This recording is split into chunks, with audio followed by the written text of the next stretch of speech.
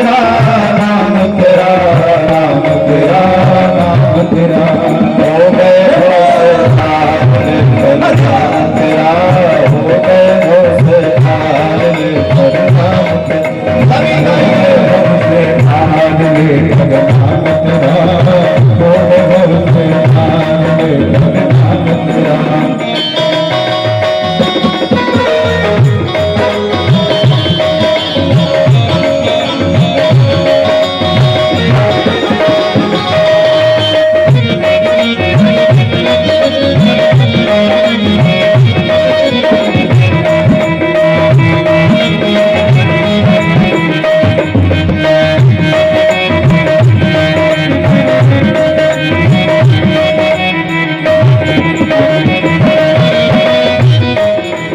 वाल्मीकि अति दीन दुखी था वाल्मीकि अति दीन दुखी था वाल्मीकि अति दीन दुखी था वाल्मीकि अति दीन दुखी था बुरे कर्म में सदा लीन था बुरे कर्म में सदा लीन था हरि रामायण कैया हरि नाम तेरा हो गए हो से पार हरि नाम तेरा हो गए हो से हरि नाम तेरा हो गए से पार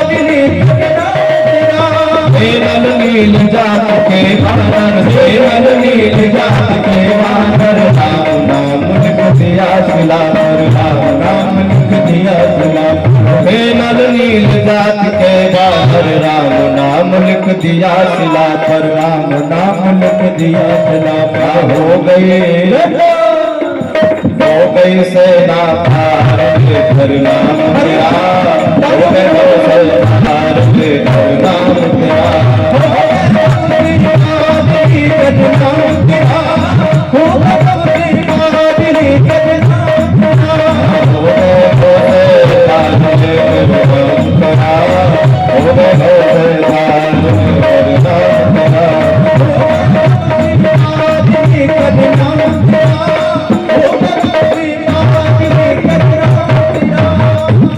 भगवान का नाम लेने मात्र से जीव का परम कल्याण होता है। सुखदेव जी ने परीक्षित को कहा अपने भगवान को भजना है कैसे भी भजो। देखिए पेट्रोल का स्वभाव है जलना। कहते पेट्रोल को आप फ्रीजर में 1-2 दिन नहीं 2-4 दिन नहीं 2-4 महीने भी नहीं 2-4 साल तक फ्रीजर में बंद करके ठंडा कर पर जब भी बाहर निकालोगे और बोतल खोल करके माचिस की तीली जलाओगे तो पेट्रोल जलेगा क्योंकि पेट्रोल का स्वभाव है जलना। ऐसे ही पानी को आप कितना भी गर्म करो कितना भी खौलाओ पर जब भी अग्नि के ऊपर डालोगे तो आग बुझेगी आग बढ़ेगी नहीं क्योंकि पानी का स्वभाव है शीतलता प्रदान करना। ठीक ऐसे भगवान का नाम तारने वाला है जीव के पाप को हरने वाला है। कोई कैसे भी चाहे जाने में भजन करे या अनजाने में भजन करे भगवान का नाम जीव को हर प्रकार से सुख प्रदान करता है। परीक्षित ने कहा कि किसी ने आलस्य में नाम पुकारा हो और उसका कल्याण हुआ हो ऐसी कोई बात ऐसी कोई घटना हो तो बताओ। तब अजामिलों का कान सुनाया। कन्नौज का रहने वाला एक ब्राह्मण था जिसका नाम था अजामिल जिसने अपने जीवन में कभी सत्कर्म नहीं किया हमेशा उल्टा सीधा काम करता रहा। आहार विहार उसके सब ध्वस्त थे। वैश्या स्वामी बन बैठा दासीपति। कहते एक बार उसके जीवन में उसके घर में संतों का आगमन हो गया।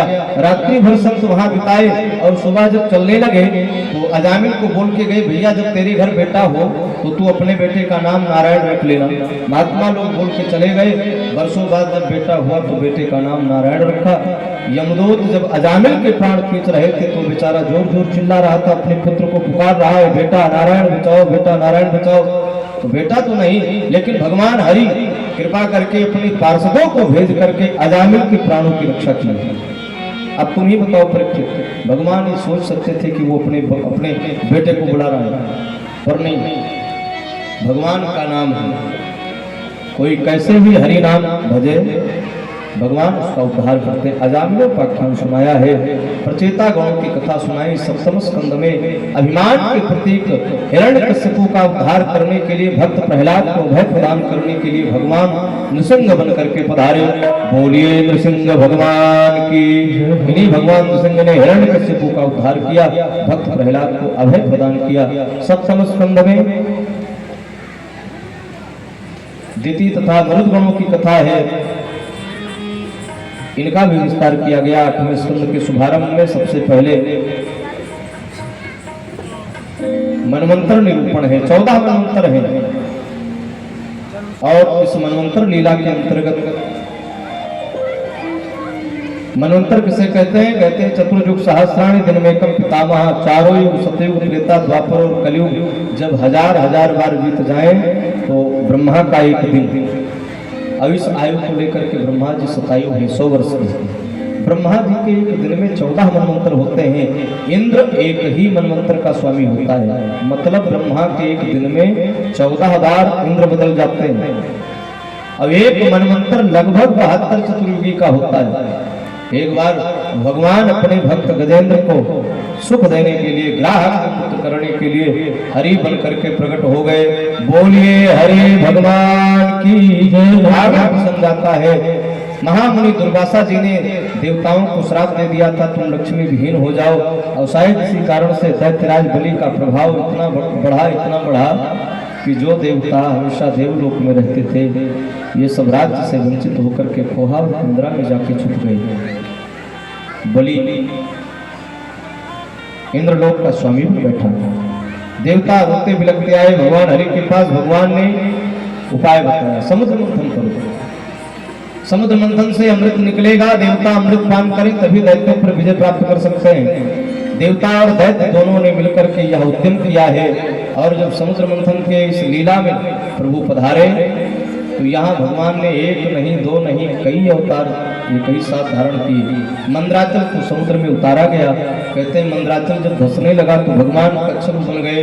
बोलिए कच्छप भगवान की। अजित बन करके समुद्र मंथन कराया। बोलिए अजित भगवान की। और अमृत कलश लेकर के भगवान स्वयं धन्वंतरी के रूप में प्रकट हो गए। बोलिए धन्वंतरी भगवान की जय। और जब अमृत कलश लेकर के भगवान बाहर आए, देवता बोले पहले हम, दैत्यों ने कहा पहले हम। अहम पूर्वम नत्वम नत्वमिति प्रभो। अब इस बात को लेकर के जब आपसी विवाद बढ़ा तो दैत्यों ने अमृत का कलश छीन लिया। देवता बेचारे निराश, अब क्या करें? भगवान बोले चिंता मत करो। उसी समय भगवान ने मोहिनी रूप धारण किया। बोलिए मोहिनी भगवान की जय। मोहिनी बन करके आए, दैत्यों के हाथ से अमृत कलश वापस लिया, देवताओं को अमृत पान कराया, दैत्यों को मदिरा का पान कराया। और यह बात जब सिंहिका के पुत्र राहु दैत्य को पता चली तो वेश बदल करके सूर्य चंद्रमा के बीच में आकर वो भी बैठ गया। भगवान ने उसे अमृत तो दे दिया, पर कहते हैं जैसे हाथ में अमृत मिला सो पी गए। अमृत प्रदान करती है, इसलिए अमृत उसका कंठ तक पहुंच चुका था। सूर्य चंद्रमा ने इशारा किया महाराज ये दैत्य है। भगवान ने सुदर्शन को छोड़ करके उसके सिर को धड़ से अलग कर दिया। पहले 8 ही ग्रह थे, लेकिन राहु का सिर जब अलग हुआ धड़ से तो एक ग्रह और बढ़ गए, केतु, तभी से 9 ग्रह हो गए। दैत्यों को सारी बात पता चली तो देवासुर संग्राम हुआ और इस युद्ध में दैत्य पराजित हो गए, देवता इस युद्ध में विजयी बने।